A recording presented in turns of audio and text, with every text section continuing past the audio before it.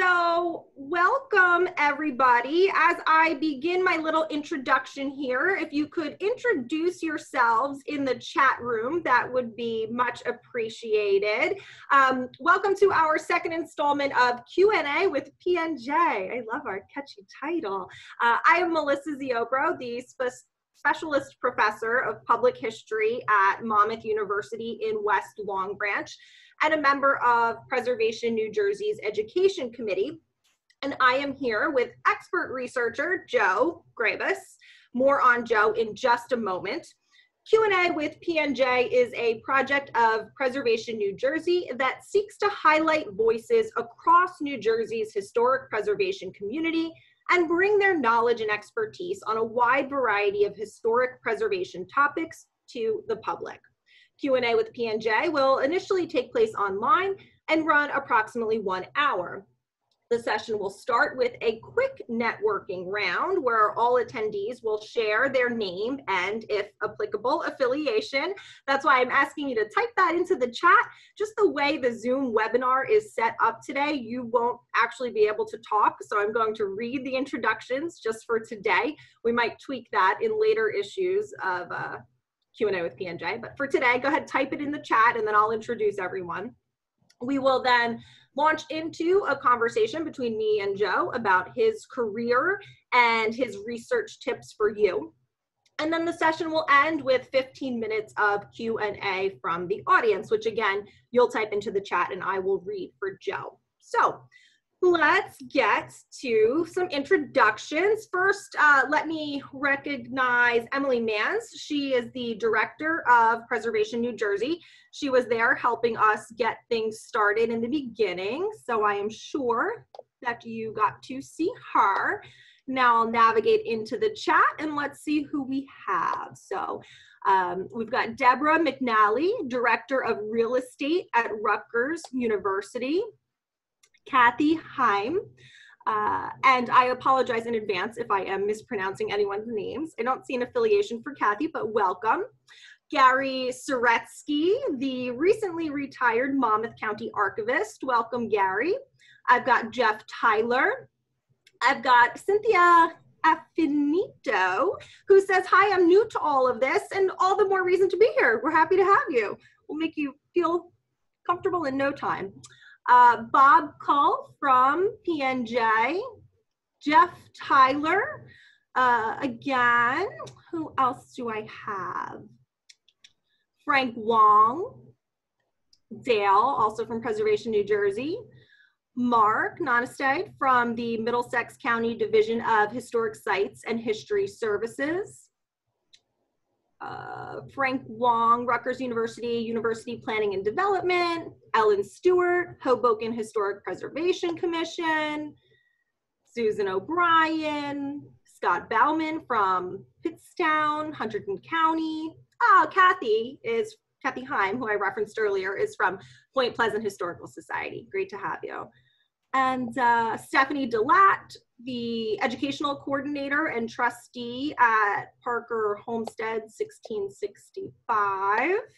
All right, I think that's everybody I see in the chat right now. Again, I apologize if I mispronounced anyone's names. But as you can see, we've got a very diverse group, and I appreciate you all coming out to hear our conversation again with Joe.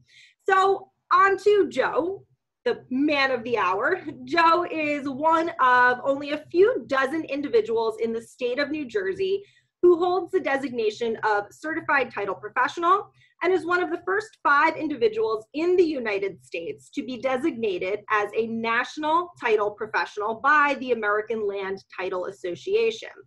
He is one of the leading experts in historical land title research, having searched, examined, and or insured over 100,000 titles in 5 states and all 21 counties in New Jersey over the last 4 decades.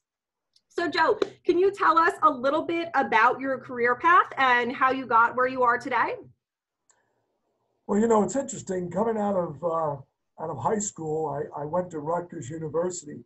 I was actually studying theatrical design. But I always had a love for history.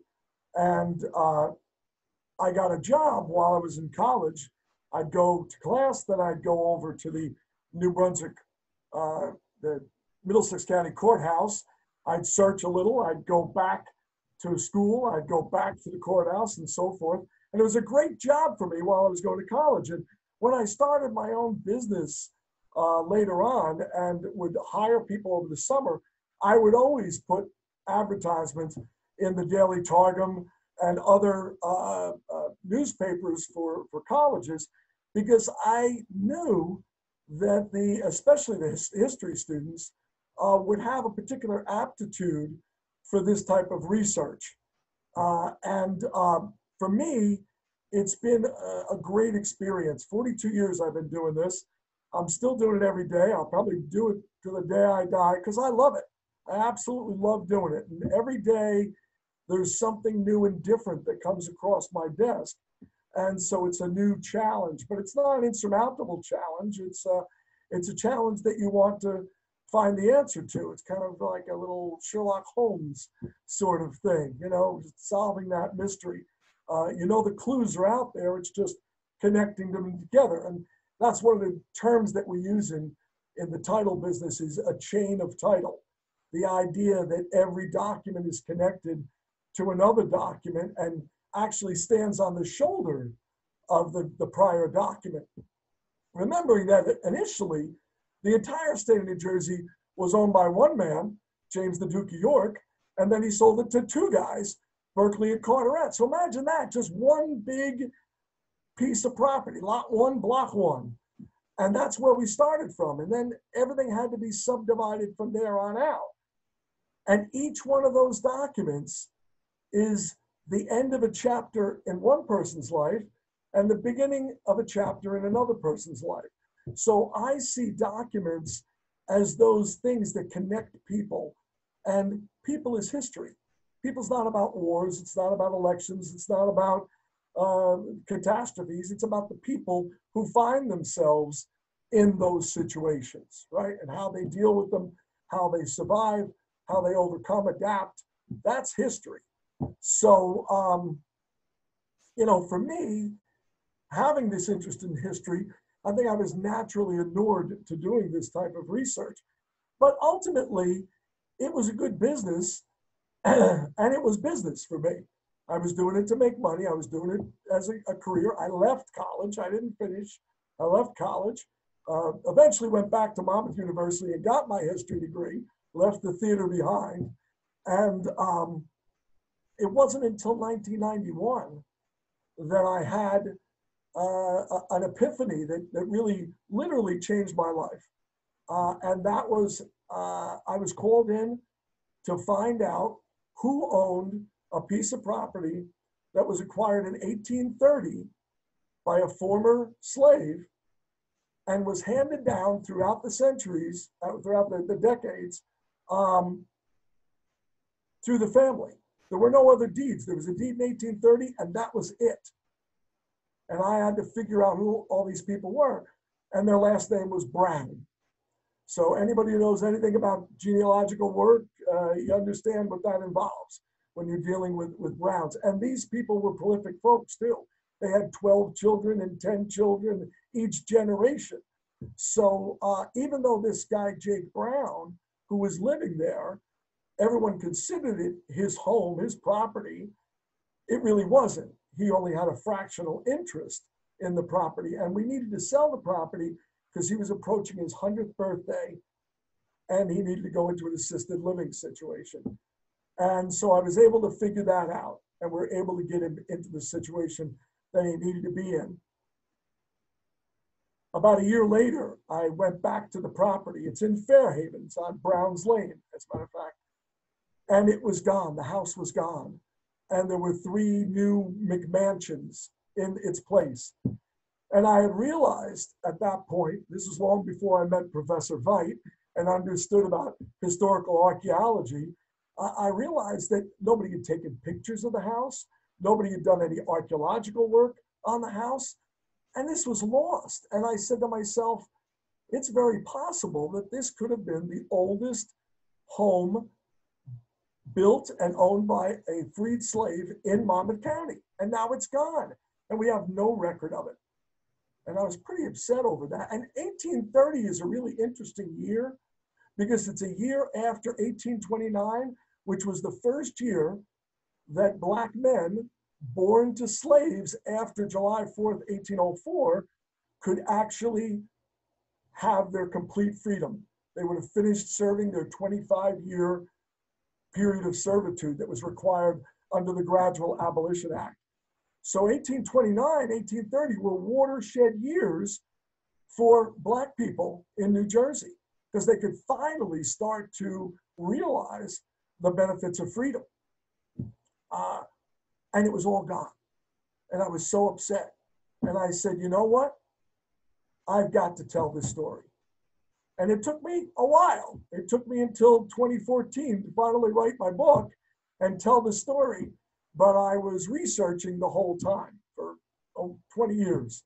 And it's brought me to another place. So now I'm back at Monmouth University. I'm writing my master's thesis, and it's about African-American land ownership in Monmouth County during the colonial and antebellum period. So I've really turned this into something for me. It's a passion now. And I know for so many people in the history field, it is a passion. And if you can take a passion and also make a livelihood out of it, then what more could you ask for? So I realized at that point that every day that I went into the courthouse, into the record room, I was immersed in history. Literally millions of documents around me every single day. And now it was no longer about making money. It was about finding stuff, you know? It was about discovering history that other people had not yet found. So after 42 years of spelunking through the record rooms, I sold my business. I've devoted myself to teaching and providing expert services in real property litigation. And that's a whole nother conversation we can have. And mostly trying to bring the history trapped in the land records to the general public. Wow. So from studying theatrical set design, did I get that right? Right?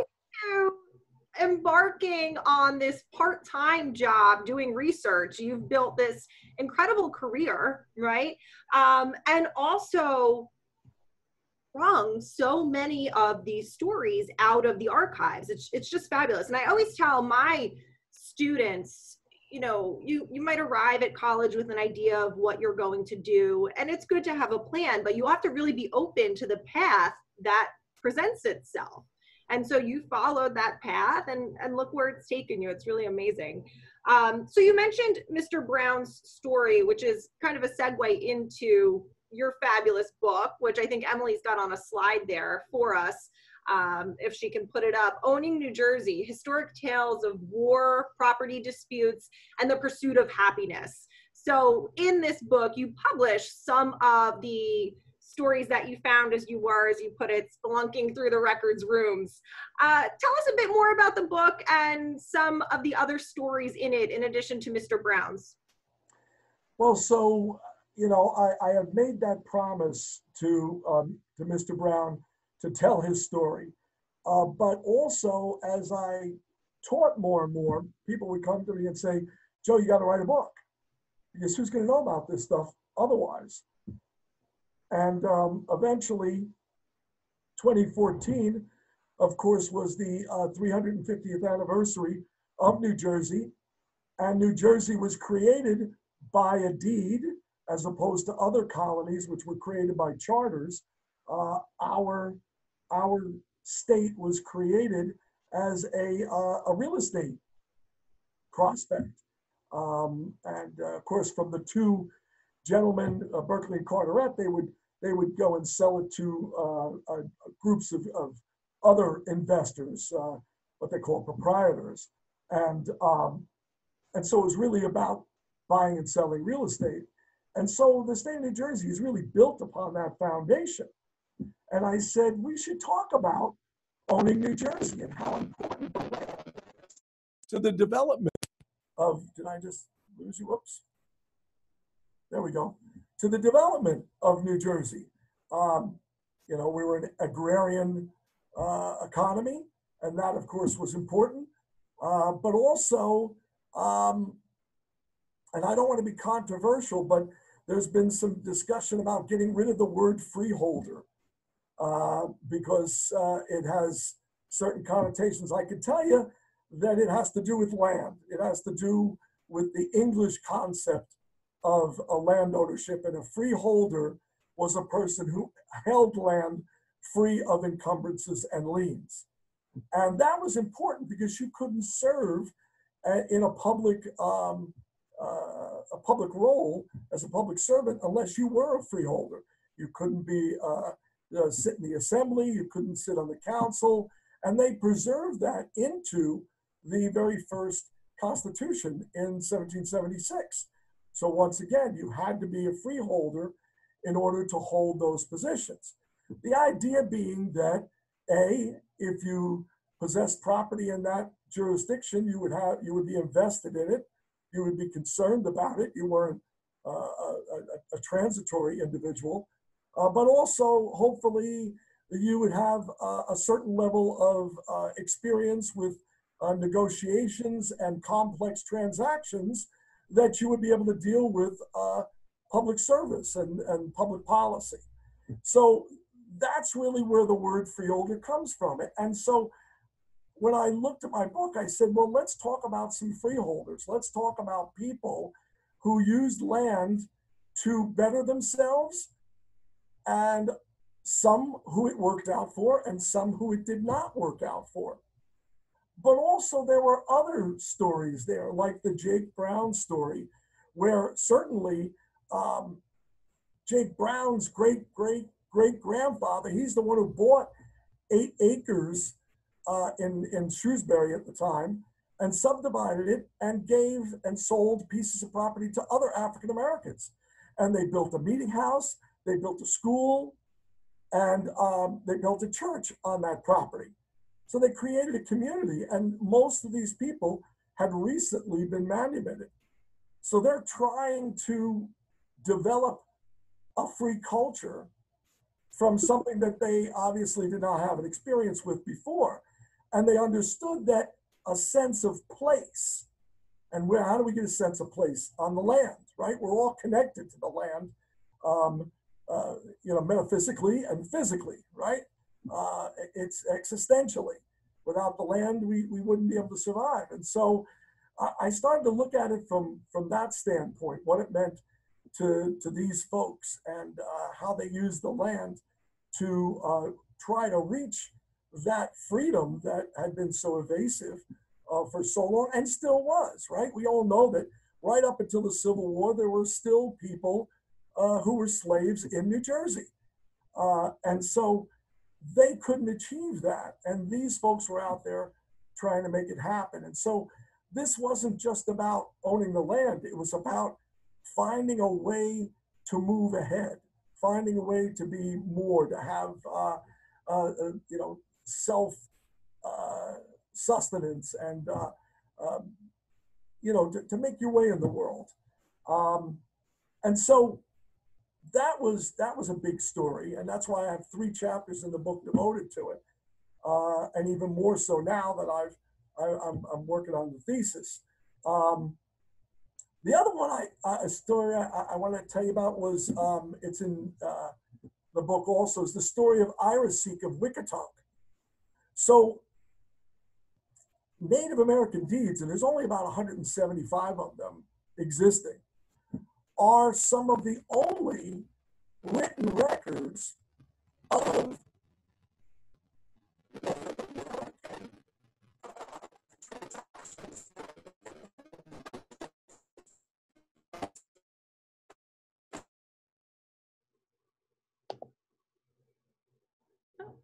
So we're talking about deeds. Well, I keep going away here. We're talking about deeds that date back to the mid and late 1600s. And so Iraseek of Wicatonk, in 1684, he gives a 315-year lease to Leeds and Applegate. And the biggest reason is because Leeds and Applegate are not allowed to buy land from the Native Americans. you had to go through the town council in order to buy land. So what they did was they bought a lease, which is a state less than freehold. Okay, it's not a freehold estate, and that's what was prohibited under the law. So they found a way to get around that. Now, Ira Seek, 315 years, he knew he wasn't going to be alive for 315 years. Even if he had a concept of how long that was, most people, even white people, couldn't imagine 315 years back then. But it was like owning the property, and the consideration was like some cloth and some alcohol. And you're saying, wow, they really took advantage of Ira Seek, because this was like 500 acres. But Ira Seek goes and puts in there, I want to be able to come to your house anytime and borrow a gun from you. I want to take that gun, go out and hunt. I will give you half of whatever I catch. But I've got to be able to come anytime I want and pick up a gun. In our day now, when we look at the technology that runs our lives, think of what that technology meant to Ira Seek, where just a few years before, he was working with stone tools. And now he has a gun that he can go out and provide for his family, because for him, it's about sustenance. It's about survival. Joe, this was all spelled out right in the document. Yeah. And so, all of a sudden you realize Ira Seek and a lot of other Native Americans were with him were not these simple Indians who didn't know any better. He negotiated a very important part of that contract, and that was to get technology that nobody else had. And that would have made him, as far as his status within the community, even more important, because he had access to technology that other people within his community did not have. He could provide for other people in his community. And that's in a deed. And that's not anywhere else. You're not going to find it anywhere else. The other story is a little sadder. It's about a girl named Aaliyah Prest. She was 16 years old. It was during the Revolutionary War, and she was sexually harassed and assaulted by a guy named Philip Milligan, who wasn't off fighting the war. He was here at home in Freehold. Her father brought suit against Milligan, and his punishment was time in the public docks, and he had to make a written apology to her. The apology was recorded in a deed book in the clerk's office. And so it's a double-edged sword. So Philip Milligan, of course, had to experience the embarrassment of being in the public docks and shown to be this molester of young girls, but also it was there for anyone to see that Aaliyah Prest had been subjected to this.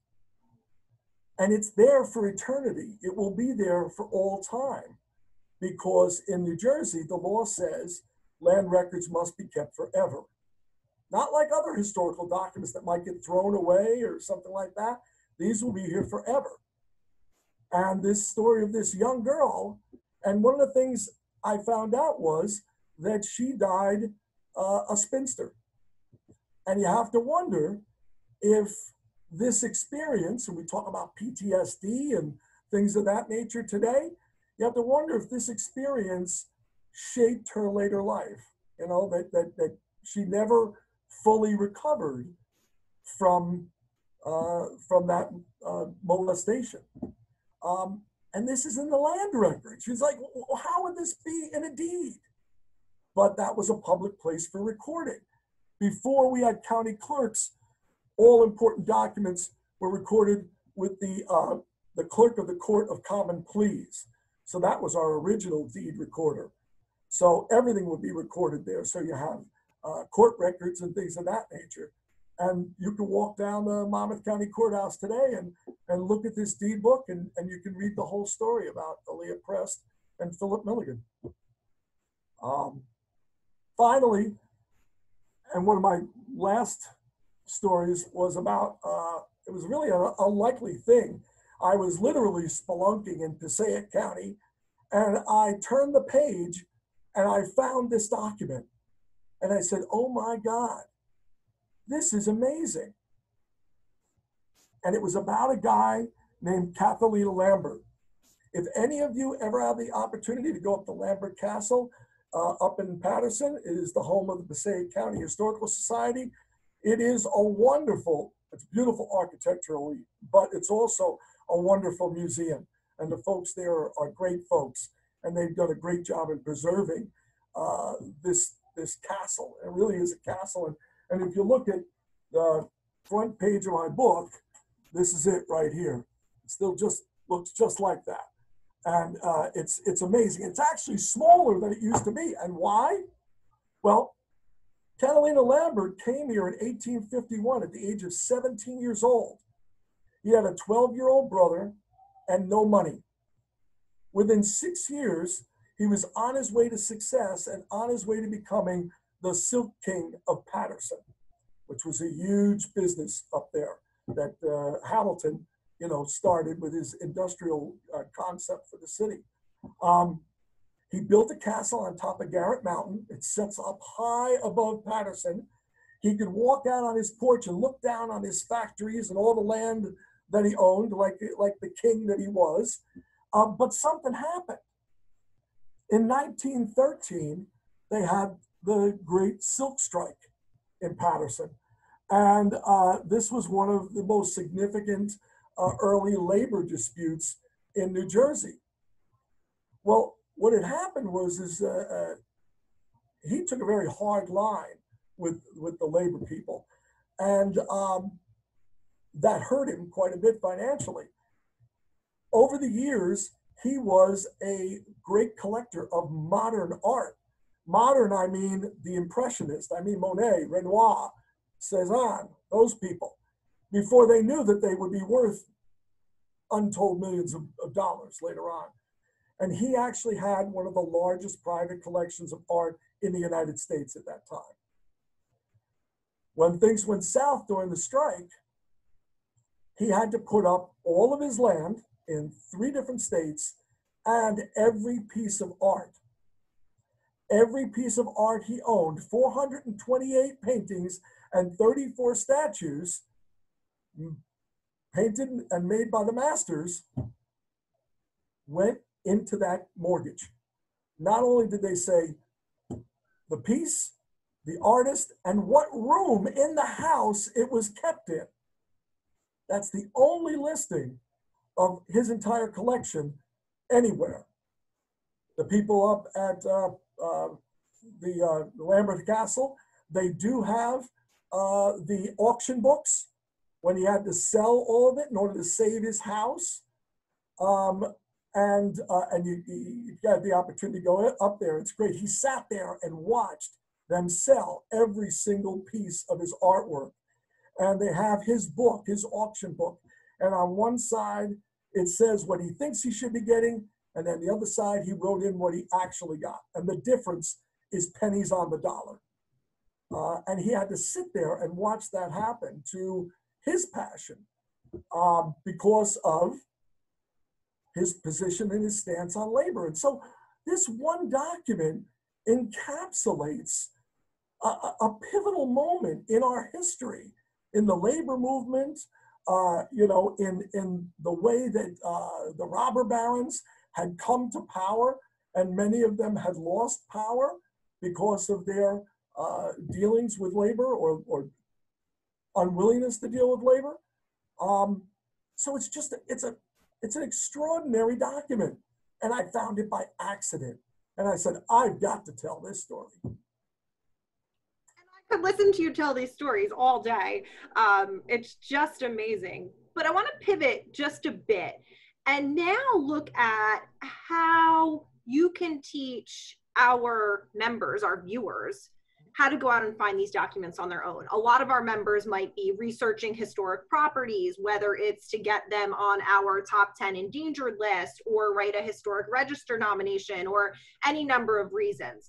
What advice do you have for them? How can government records work for them at the local, county, and state level? Where do they start if they're researching a property? So the first thing is most of the land records are kept in the county clerk's or register's office. There's two registers in New Jersey, one in Essex County and one in Hudson County. They really do the same thing as the clerks. The clerks have a few other things that they do, like elections and that sort of thing. But they're both keepers of the record. The record rooms are located in, in the county seat. They are free and open to the public. Anybody can go in there and look at them. Now, not right now, because we're in the middle of this pandemic, and that has been difficult for us. So, for instance, Ocean County is still completely closed, and their records online only go back to 1974. So to do my kind of work, I can't do it. On the other hand, Middlesex County, their records go back to 1950 online, and that's more than 60 years. That's a pretty good period of time. But then Essex County just recently opened up, and what they do is they're allowing people in for 6 at a time for 3.5 hours a day. Not much time. You got to get on the list. You got to apply. It's going to be difficult. So right now, to do this kind of research, I would argue put it off and wait until we're fully open again. Once we're fully open, you can go in there, and like I said, it's open to the public. The folks who work there are pretty helpful. The title searchers who work there, who are professional people there every day, will usually give you a hand. If you look lost, or they'll point you in the right direction. The folks at the county clerks will help you out. People like Gary Soretsky, he helped me out greatly, because in Monmouth County, they also have I'm sorry to say this, they have the best archives in the state. Bottom line, county archives, that is. And not every county has an archives. So it's important to find out if there is one, because some documents will be kept off site. But it's open to the public. Now you say, gosh, Joe, sounds difficult to me. So the first thing you have to know is the good thing about New Jersey is that we index all land by names of people. That's different than out west. Out west, they index under property codes based upon the public land surveying system created by Thomas Jefferson back in 1785, because he said this whole thing in the colonies is ridiculous. This beginning at the black tree with the 2 blazes on it, that's just nonsensical. So let's come up with a better system. But the good thing about our system is that you can follow people. And so when I go into the record room and I search Joe Grabas, I will find every document that Joe Grabas ever signed or ever gave or ever got. So what we call a grantee or a grantor, every deed, every mortgage, federal liens if I didn't pay my taxes, agreements to reimburse if I collected welfare, hospital liens, physicians liens, Revolutionary War pensions, miscellaneous documents. You can find anything in a miscellaneous document, from anything from a lease to an inventory. And this is all available. So you just have to learn how to use the index to get to the documents. Like I said, there's millions of documents. They're all kept in books and pages, except for the newer documents, which are online. And in some ways that's easier, because you're not lifting books, which usually weigh about 20 to 40 pounds, depending upon how they are. And some of them are filthier than others. But yeah, they get pretty rough. But But I'm never happier than when I walk into a clerk's office or an archive and I smell that musty paper smell. Okay, I'm in my glory right then. So I luckily that's what I do most of the time. But anyway, each county has an index by name that directs you to the various deed books. And there are indexing systems, a couple of different ones. Some of them are just a straight up alphabetical system. Some of them are what we call the LUSC system, which is the first 3 letters of your last name. Others are the Russell system, which is based upon key letters, the L, M, N, R, and T. So every name has a number. So like Melissa Ziobro would be on page 1140 in the Z book. Names become numbers, and that's how you get around. At first, it's hard, but once you get to know it, you work through it pretty easily. And like I said, people will help you out. I have in my genealogical work for my family, I have gone to every county where I knew they lived, and I ran them in all of the books to see anything they might have done. And you find crazy stuff, you know, you find all sorts of things. One of my ancestors was had collected welfare, had signed an agreement to reimburse. Nobody in the family knew that, but he went on to become successful and paid back the money, because that's what an agreement to reimburse is. There was a time when you collected welfare, you had to agree to pay it back if you ever came into the money. And so it told us something about that ancestor, that he ran on hard times, but he got himself out of it, right? So now you know something about the character of that person who you never met. And yet there it is on the page in front of you in a book in the county clerk's office. So I wouldn't be afraid to go in and work with those documents. I think the hardest part of the documents, and Rich Veit recently called me, and they were looking for information about, trying to remember, it's up in Plainfield. It was a Revolutionary War camp. I forget the name of it, and I was trying to help him put it together. But the deeds were so difficult to locate that all I could come up with was a general area of where the camp was.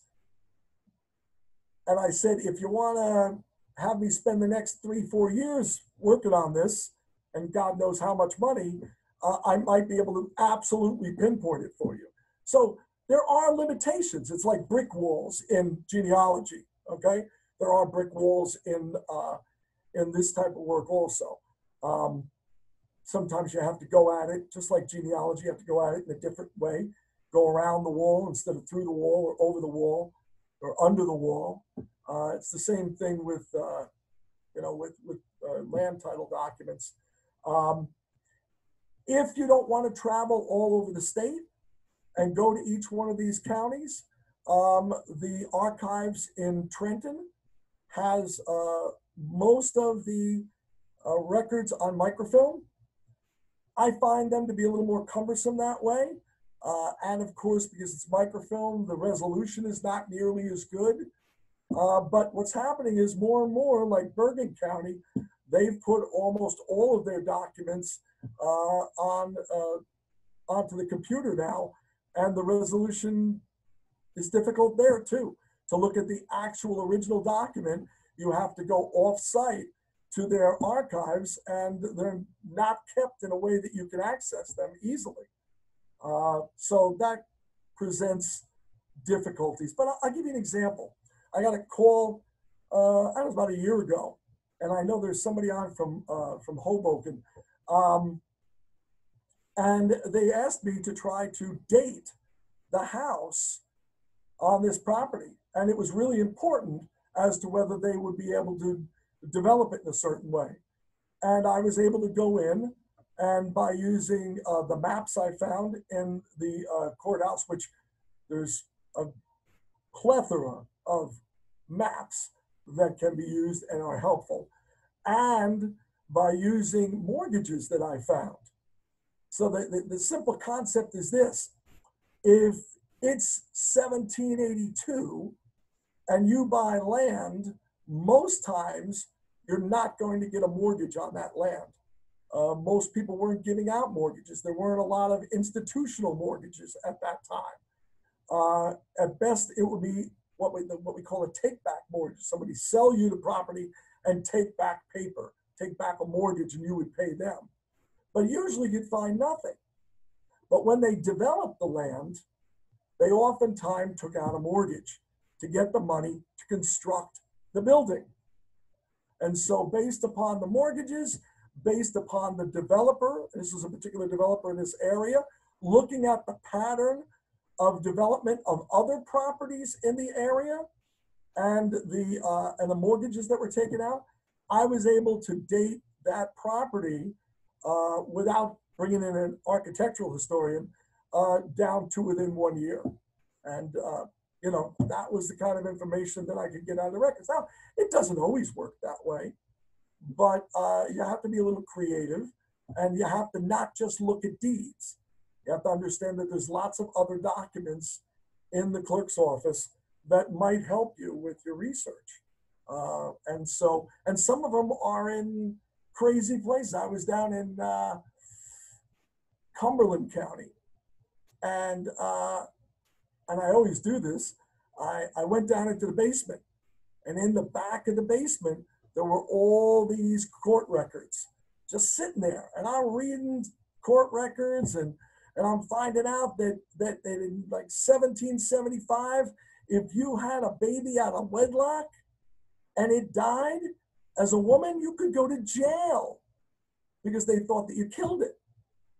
And I mean, they don't have to prove anything, just you were unwed, you hid your pregnancy, and the baby died. That's it. You're going to jail for like 10 years.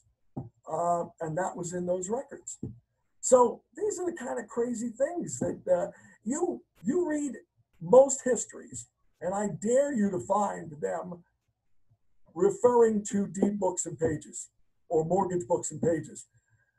One of my pet peeves is that a lot of people do research and use tax records to establish property ownership. And that is not necessarily the case. You can lease a property, and part of the lease is that you pay the taxes. And that happened quite often, especially early on. Also, they would tax all sorts of things. In Little Egg Harbor Township in 1900, they would tax you for every bicycle that you owned. And now I know you got two boys, you'd probably get a pretty big tax bill. So, you know, tax records are part of the process. But if you find a tax record that says Melissa Ziobro was taxed $2,000 for property in 1875, you better go to the county clerk's office and look for a deed, because only that will tell you whether she actually owned the property. And then you have the opportunity to find out how much did she pay for the property? Did she take out a mortgage? Did she have any other liens on it? Did she get easements? What did she use the property for? You know, I did some work up in Morris County where there was a spillway that came off, and it was a source of energy for an entire small industrial complex. And I found that because there were easements and deeds for the spillway to cut through these properties. So. One more question I want to ask you before we open it up for Q&A. I have a lot of questions I want to ask you, but we've got limited time, so I'll just get one more in. You've referenced some of these records that might seem a bit imposing, although you've said that staff are happy to help researchers work through it. I think one thing that probably seems accessible to many people are the maps, right? You referenced maps. Are there any repositories in New Jersey that just have really stupendous, comprehensive map collections that you would recommend to our audience? Oh, sure. So there's, first of all, I would start with the Sanborn maps in Princeton. You just go to Google and type in Princeton Sanborn maps, and They are really, really valuable, especially for preservation, because their purpose was for insurance. Okay, so in 1851, this guy Sanborn sends people out into the field and basically assesses all the properties and plots all of the properties. And if you look at a Sanborn map, not only will it tell you what the building's made out of, whether it's wood or concrete or stone or brick, it will also tell you how many floors it has, how many windows it has in the building, all that sort of stuff. Lots and lots of information, whether it tells you what the firefighting capacity was in a particular town at that time, how many engines they had, things of that nature. These are all on Sanborn maps. So that's a great place to look. The other one is, what you call it, Historic Map Works. Okay, you can also find that. That's online. Which we call the Rutgers has a site. Rutgers is called Mapmakers, Rutgers Mapmakers, and that will help you with a lot of that. Those are the three biggest sites.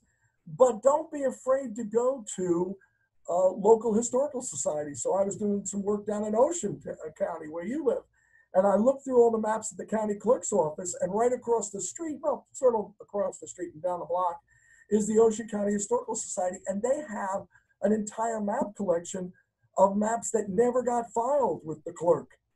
So, so that's a good place to go. Don't think that everything's going to be online. It's going to come to you. And of course, the Library of Congress is a great place to get maps. And I see Gary Zaretsky just said, you know, at the Monmouth County Archives, they have lots of maps also. So, you know, these are the things that you would look for. Surveys done by land surveyors are usually not recorded anywhere. So if you're looking for them, you'd have to go to the surveyor themselves and look. And I see Hunterdon County Historical Society also has a wonderful map collection. And the reason for that is, just to let you know, that in 1946, they passed the map filing law. And so after that date, you could not file a map unless it complied with the law.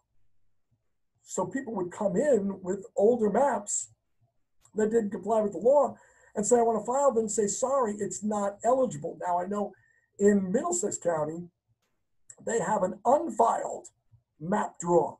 So they'll actually take the map and keep it there for safekeeping, but it's not considered a filed map for legal purposes.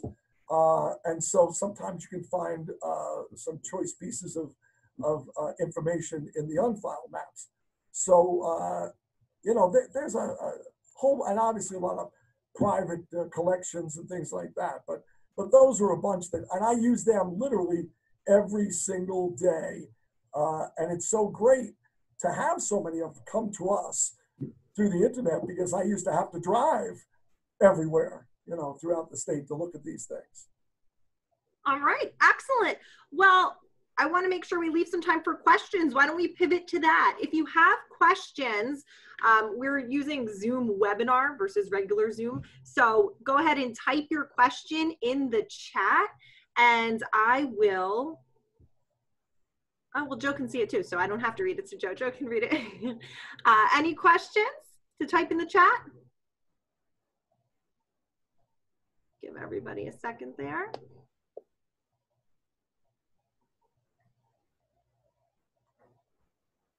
Okay, I'm not seeing any questions pop up. So I do, we'll give people a moment to type, and I'll check the chat again, but let me throw one more question your way. You've referenced some of the pros and cons of digitized material, right? So much archival material is being digitized because it helps preserve it, it allows greater access. I mean, overall, what are your thoughts on the digitization of records? Are you content accessing records online, or are you more comfortable going to view the original? I would always rather see the original. You know, there's a lot of stuff that just can't be picked up. Plus, there's a searcher's trick that I'll tell you about. Whenever you search a title and you look at a deed, always look at the deed before and always look at the deed afterwards, because people record things in bunches sometimes. So for instance, one of the people that's in my book, Caesar Abrahams, he is the earliest documented African-American to own property in Monmouth County. And actually the original deed, the original, not a copy. Remember, all the deeds in the clerk's office are actually copies of originals. Okay, you bring your original deed to the clerk and they would copy it by hand into a book and then give you the original back. Which we call it the actual original indenture is at the Monmouth County Archives, and it's a wonderful document. It's the indenture with the cut on top, which is what indenture means. Just quickly, indenture would be you'd write the same document on the top and the bottom of the page, and then you would cut it in the middle. And then if your title was ever challenged, you would get the guy who sold it to you. You would bring those two pieces together and match them, and you would prove your title that way. That's why it's called a deed of indenture. So in this particular case, I was working on the Caesar Abrams, and I turned the page. And what I found was a deed out of the heirs of Samuel Breeze. Now, Samuel Breeze was a slave owner. He was a captain, I believe, in the Revolution. He was also a judge. And he was also good friends with Caesar Abrams. And to me, that's something that the records also reveal is relationships. So Caesar Abrams, in his inventory, even though he was an African-American during the 18th century, he had a library. In his inventory, he had a library of books. And so he was an educated man, and he was friends with Samuel Breeze. Samuel Breeze was named his executor. And Samuel Breeze died shortly after he did. So his executors actually took care of Caesar Abrams' estate.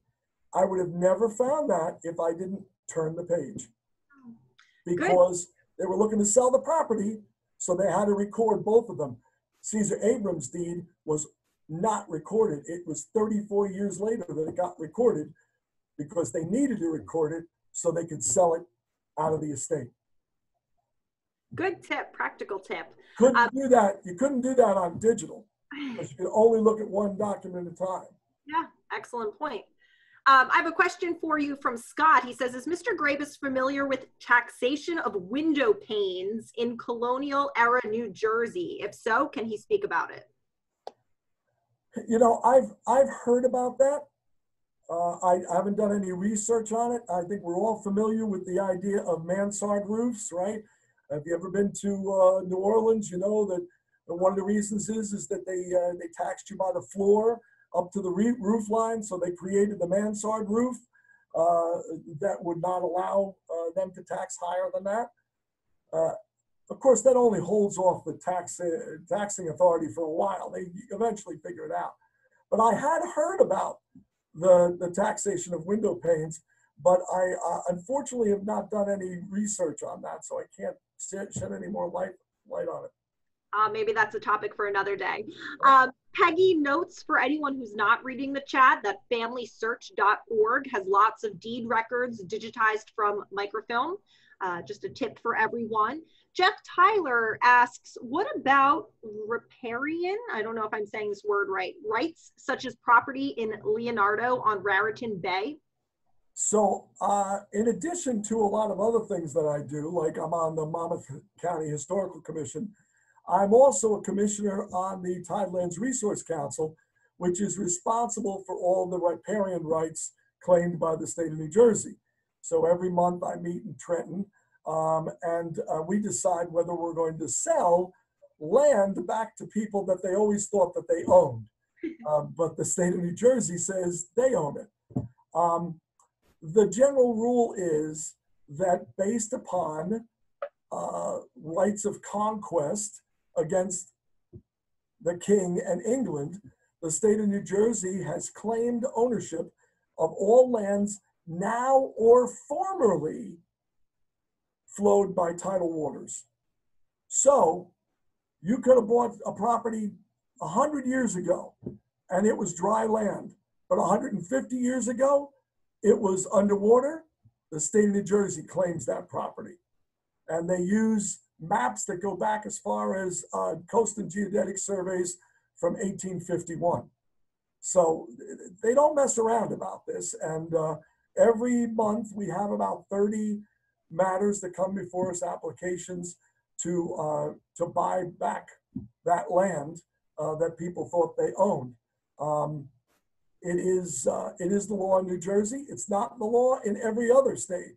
There's very few other states that handle riparian rights the way we do in New Jersey.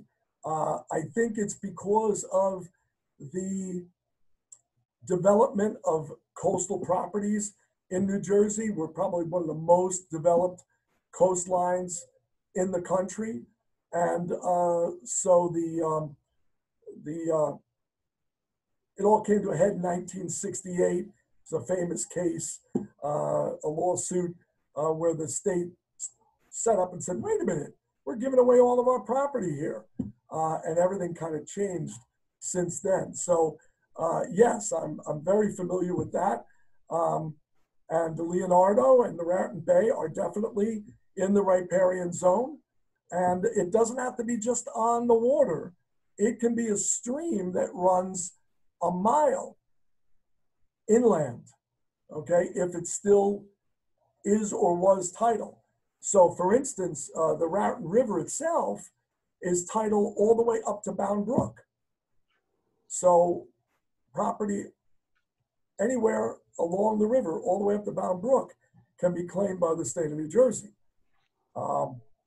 So yes, there are searchable maps showing you who owns the riparian rights. What you call it, you would go to the DEP website, NJ DEP, and click on Tidelands. There's a whole bunch, there's freshwater, wetlands, there's a bunch of different tabs. Click on Tidelands and you'll get a lot of information there, and it can direct you to a bunch of maps that you can look at. Excellent. I'm going to start to bring this plane in for a landing. I will note Emily's going to click through just a couple slides before we end, and one of them does have Joe's contact information. So if anyone would like to try to continue the conversation with him, Joe is always very generous with his time, so I'm sure he'll be willing to do that.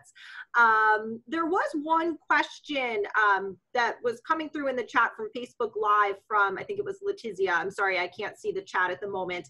But she asked if there was a resource kind of listing all of these repositories that Joe has suggested in one place. I'm going to take that upon myself to go ahead and create that. So I'll talk to Emily after the session ends, see if we can make a list and send it out to all of the attendees and maybe get it on Preservation New Jersey's website. So that was the conclusion of our questions. Here on your screen, you can see Joe's contact info. And believe me, you can call me. It's one of the things I enjoy doing is helping people out with this. And so certainly give me a call. I don't charge anybody to talk to them on the phone. However, sometimes things are more involved, and I can direct you to people that might be able to help you out, or even myself. I do work for a variety of nonprofits in different issues. Like when Rich Veit calls me, I always answer the call. So feel free to give me a ring. Awesome. Well, I will give my own round of applause for Joe. Thank you so much, Joe Grabas. Next up on Q&A with PNJ, we will have reading historic alterations in the frame dwellings of Monmouth County with Kristen from the Monmouth County Park System. That's going to be in August. So thank you, Joe. Thank you, everybody, for being with us today. And I hope that we will see you in the future at later editions of Q&A with PNJ, or at some of our other Preservation New Jersey events and activities that you can see on the screen.